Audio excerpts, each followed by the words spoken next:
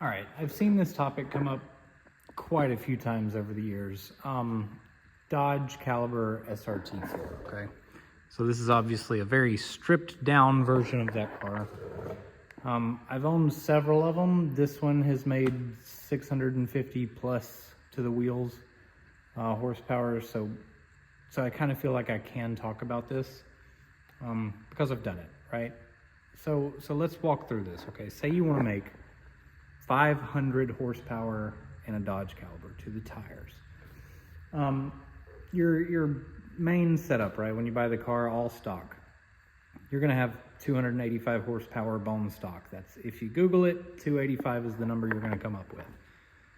It's a fun car. That's what, 10 pounds of boost from the factory. Obviously you can do like downpipe, tune, intercooler, intake, bolt-ons. And that'll get you up to around 325, maybe 330. I think my blue car with downpipe and tune and intake made 331 to the tires. Super fun car, super fun to drive around. But if you're just wanting to move on up past that point, maybe into the 400 or 500 range, this is what you're gonna need to look at, okay? This is gonna be work done to your engine block. And the reason I say that, you guys might know what open deck block means. Basically, this is what we're looking at, okay? I would say anything over 400 horsepower, you're gonna need to start thinking about these sleeves, right? So these are the factory sleeves in these 2.4 liter engines. So this engine came out of an SRT4 Caliber.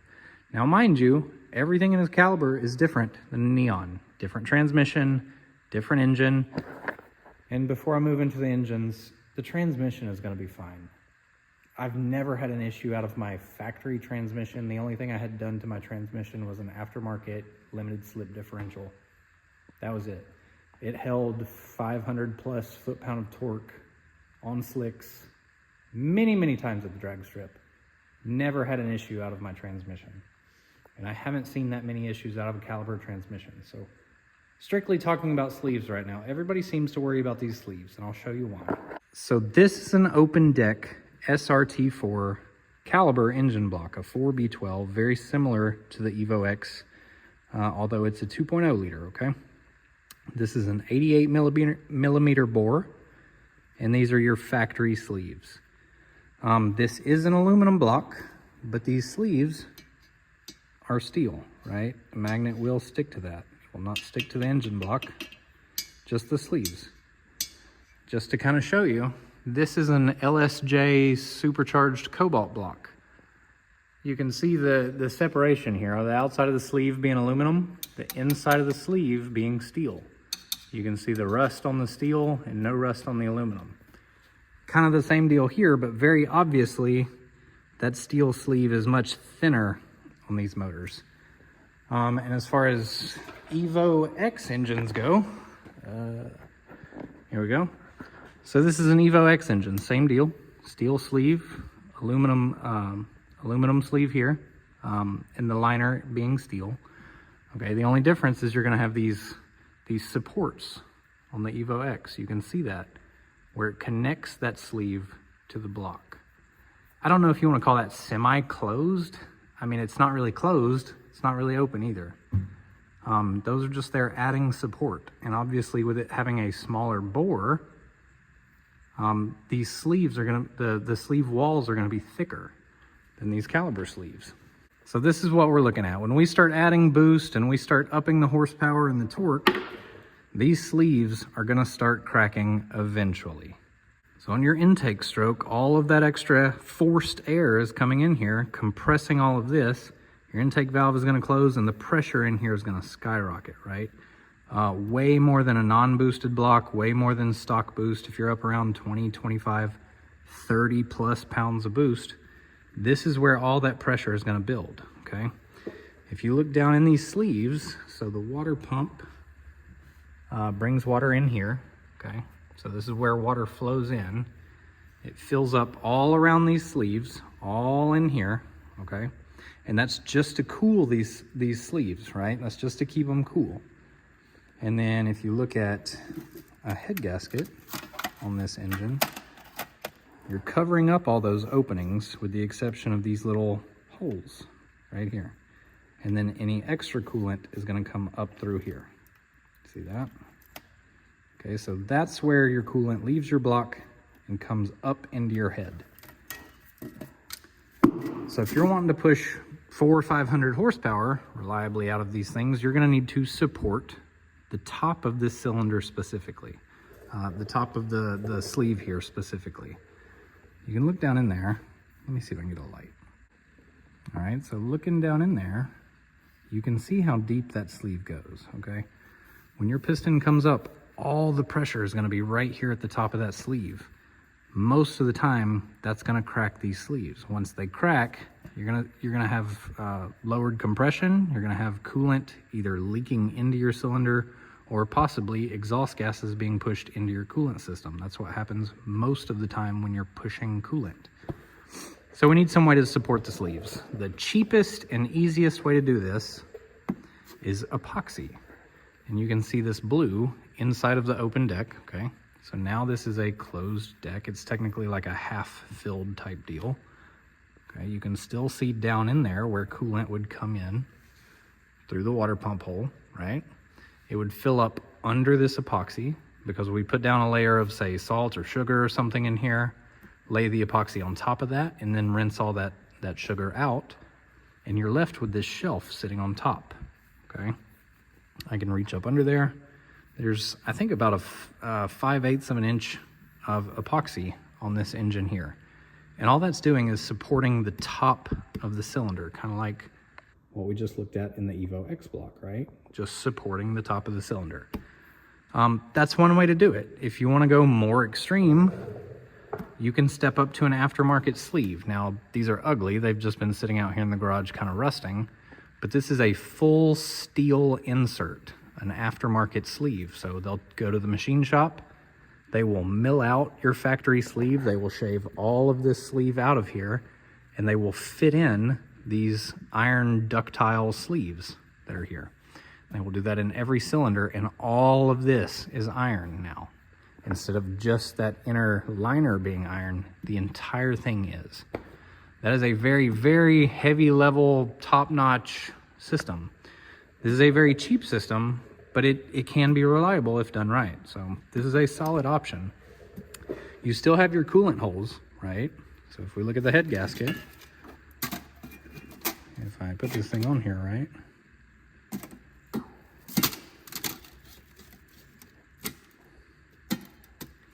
So once you put your head gasket on there, you have holes drilled in the epoxy to let coolant flow up through those holes.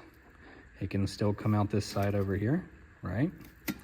So you're not blocking any coolant flow. The coolant is still next to the cylinders, cooling them off. It's just the top of the cylinder is supported, okay? Same deal here. They have holes in the iron here too to let the coolant pass through, right? Same deal. So all you're doing with the block, you're gonna need to support the cylinders. If you're wanting to go up toward 500 horsepower, you're gonna need that extra support. As for the other internals, let's say the crankshaft, right? Crankshaft is easy. This thing, we haven't really found a limit to it yet. I've seen a few of them break. Odd circumstances, really. I've never had any issues. This is a forged crankshaft from the factory.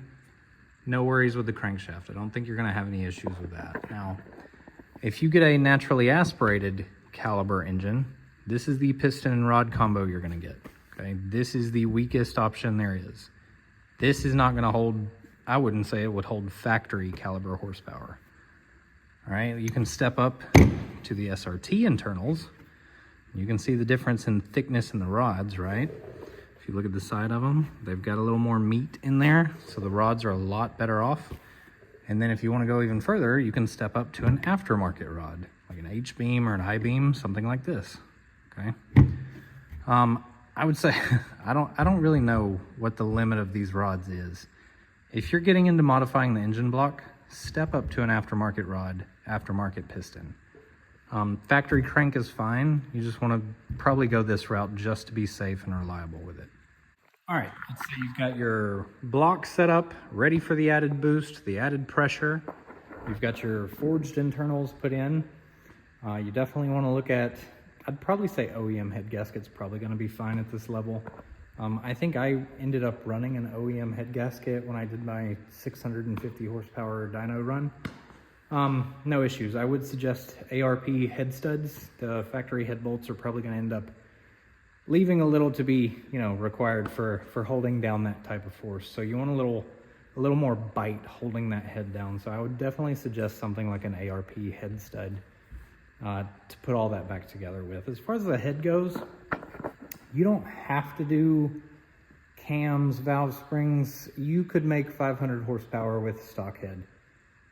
These are actually really solidly flowing heads. They're pretty nice heads for a factory engine. So you don't necessarily need that. As far as stuff like intake manifold, throttle body, let's leave all that out. Let's go bare minimum. What do I need? You're gonna need air, you're gonna need fuel. That air is gonna come from the turbo, obviously.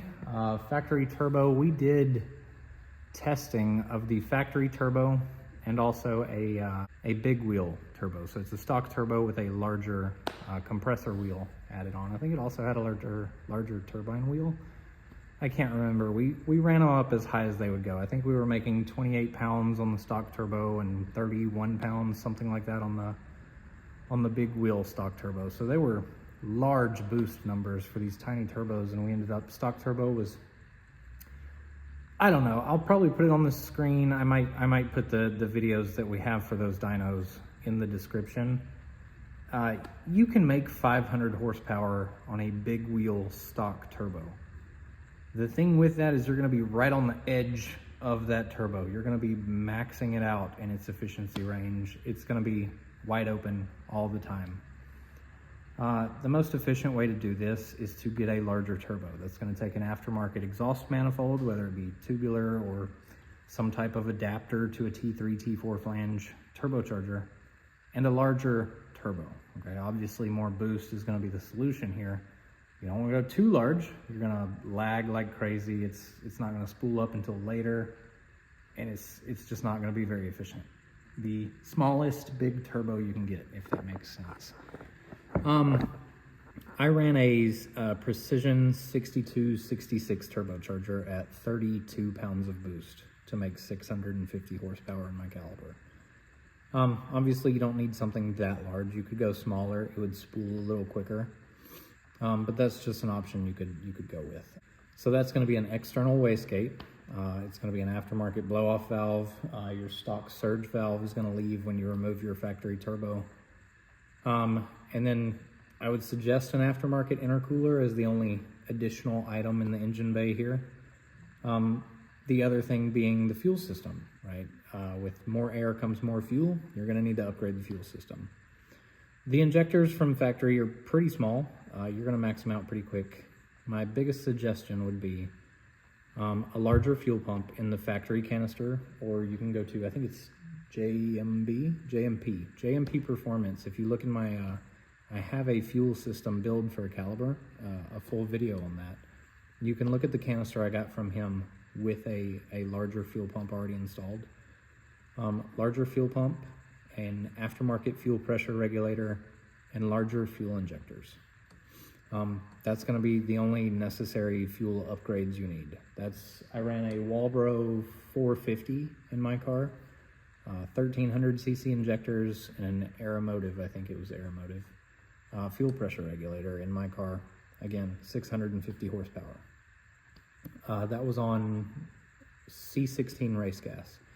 E85, that setup would probably still get you into the 500 range.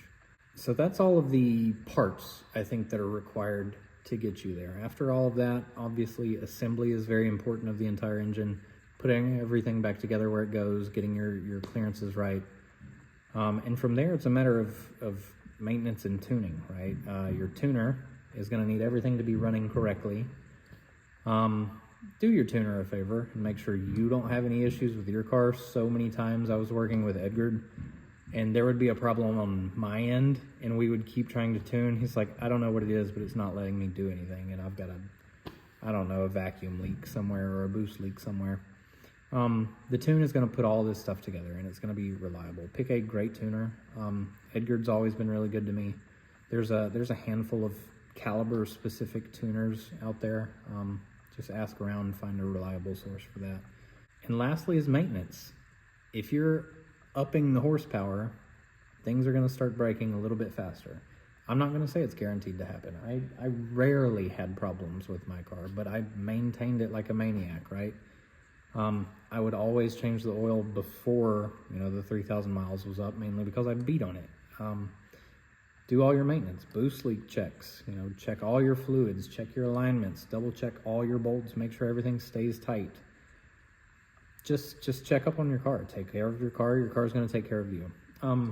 That's it, man. It's not difficult. This is more of a universal equation to 500 horsepower. This is going to be, 75% of these 4-cylinder type engines, open deck aluminum 4-cylinders, 2.0 to 2.4.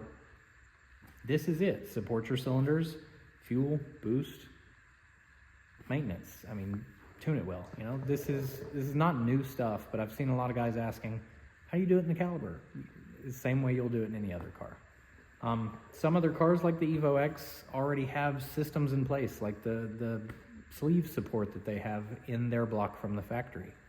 It just helps them get there a little bit quicker because they don't have to go through the supporting the sleeve. Factory Evo X engine block, these guys are making some of them hit 700 horsepower on a factory block, factory internals, factory sleeves, everything. But I think it's all due to having that extra support, so these cylinders aren't moving around as much, so there's not as much wear and tear happening. But Calibers, we don't have that. We have thinner cylinder walls, and we've got less support around the stock sleeve from the factory. The biggest thing is, just make it reliable. If you make it reliable, the power's going to come one way or the other. But that's it, man. That's all there is to it. If you guys have questions, feel free to leave them in the comments. Other Caliber guys know. Other engine guys know. This is pretty standard stuff. But if you didn't know, here's a good introduction to looking at all of this stuff. So if you guys have any questions, let me know. Comment down below. Feel free to subscribe, stick around. We'll be doing some more videos this year, and I'll see you guys later. Bye.